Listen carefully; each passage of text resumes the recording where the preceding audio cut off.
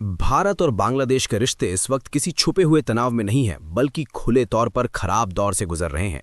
सीमा विवाद, घुसपैठ के आरोप, कूटनीतिक बयानबाजी और घरेलू राजनीति सब एक साथ उबाल पर हैं। ऐसे माहौल में अगर कोई बांग्लादेशी खिलाड़ी भारत की सबसे बड़ी क्रिकेट लीग आईपीएल में खेलता दिखाई दे तो विवाद होना तय है। और यही विवाद इस वक्त बांग्लादेशी तेज गेंदबाज मुस्तफिजुर रहमान को लेकर खड़ा हुआ है। मुस्तफिजुर रहमान कोई नया नाम नहीं है। उन्होंने भारत के खिलाफ कई बार मैच जिताऊ प्रदर्शन किया है। स्लोअर बॉल, कटर और डेथ ओवर्स में उनकी पकड़ क्रिकेट जानने वाले इसे मानते हैं। लेकिन आईपीएल 2026 की मिनी ऑक्शन में जब केकेआर ने उन्हें 9.20 करोड़ रुपए में खरीदा, तभी से मामला क्रिकेट का नहीं रहा, ये एक राजनीतिक मुद्दा बन गया। आईपीएल 2026 मिनी ऑक्शन में मुस्तफिजुर रहमान इकलौते बांग्लादेशी खिलाड़ी थे जो सोल्ड हुए। बाकी किसी बांग्लादेशी खिलाड़ी पर किसी फ्रेंचाइजी ने बोली तक नहीं लगाई।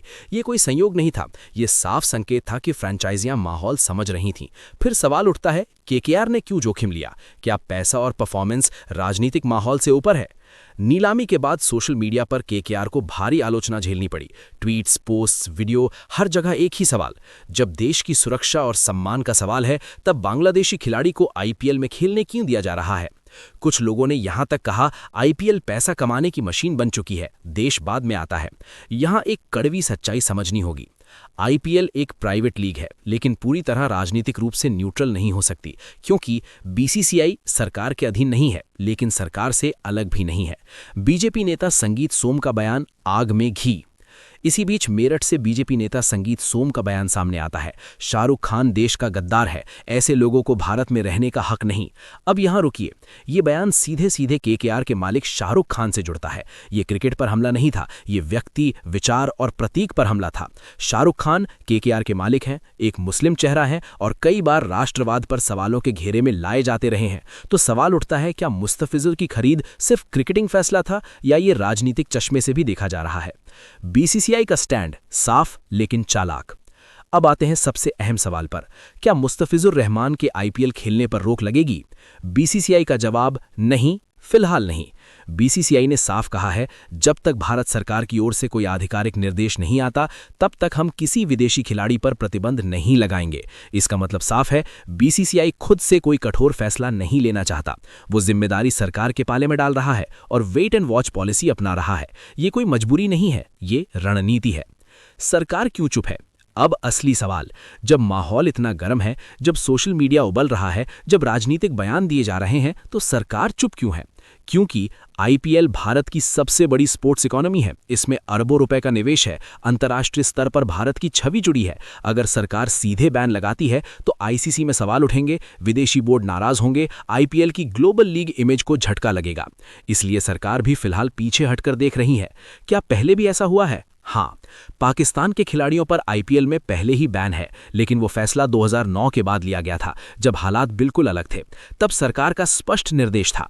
बांग्लादेश के मामले में कोई आतंकी हमला सीधे आईपीएल से नहीं जुड़ा, कोई आधिकारिक बैन नहीं, सिर्फ कूटनीतिक तनाव। और सिर्फ तनाव के आधार पर खेल रोकना, ये अंतर्राष्ट्रीय खेल नीति के खिलाफ जाता है। क्रिकेट और राजनीति, सच्चाई जो कोई नहीं बोलता। ये मानना पड़ेगा, क्रिकेट कभी भी राजनीति से अलग नहीं रहा, लेकिन ये उतना ही सच है, हर राजनीतिक गुस्से का जवाब खेल को बर्बाद करके नहीं दिया जा सकता। अगर आज बांग्लादेशी खिलाड़ी बैन होगा तो कल श्रीलंका, अफगानिस्तान या किसी और देश पर सवाल उठेंगे। फिर आईपीएल एक लीग नहीं, एक राजनीतिक हथियार बन जाएगी। केकेआर की रणनीति, बेवकूफी या समझदारी? अब केकेआर पर आते हैं। 9.20 करोड़ रुपए किसी पर दया में नहीं दिए जाते। केकेआर को पता है मुस्तफिजुर डेथ ओवर्स में क्या कर सकता है। आईपीएल में पहले भी उन्होंने प्रदर्शन किया है। मार्केट वैल्यू प्लस परफॉर्मेंस दोनों मौजूद है। केकेआर ने भावनाओं से नहीं, डेटा से फैसला लिया। लेकिन उन्होंने ये जरूर अंडर एस्टिमेट किया, राजनीतिक बैकलैश, सोशल मीडिया प्रेशर, मालिक की पहचान से जुड़ा विवाद। अब आगे क्या? 3 संभावनाएं हैं। पहली, सरकार कोई निर्देश नहीं देती, मुस्तफिजुर आईपीएल 2026 खेलते हैं, मामला धीरे धीरे ठंडा पड़ जाता है। दूसरी, सरकार सॉफ्ट एडवाइजरी देती है, बीसीसीआई सुरक्षा कारणों का हवाला देकर नाम वापस करा सकती है। तीसरी, हालात और बिगड़ते हैं, तब बैन संभव है, लेकिन वो फैसला क्रिकेट से ज्यादा राजनीति का होगा। फिलहाल पहला विकल्प सबसे ज्यादा रियलिस्टिक है। एक जरूरी सवाल दर्शकों के लिए, अब आपको खुद से पूछना चाहिए, क्या हम खिलाड़ी को उसकी नेशनैलिटी से जज करेंगे या उसके खेल से? क्या आईपीएल को राजनीतिक अखाड़ा बनाना सही है या उसे क्रिकेट तक ही सीमित रखना चाहिए? क्योंकि अगर हर खिलाड़ी को उसकी सरकार की नीतियों से जोड़ दिया गया तो फिर खेल बचा ही नहीं रह जाएगा। निष्कर्ष सीधा और साफ, मुस्तफिजुर रहमान पर फिलहाल कोई बैन नहीं। बीसीसीआई गेंद सरकार के पाले में डाल चुका है। विवाद क्रिकेट से ज्यादा राजनीतिक और वैचारिक है। केकेआर ने क्रिकेटिंग फैसला लिया, भावनात्मक नहीं।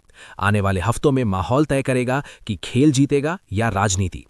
अगर आपको क्रिकेट की खबरें बिना शोर, बिना झूठी देशभक्ति और बिना एजेंडा के समझनी है तो जुड़े रहिए हमारे चैनल के साथ। Cricket break.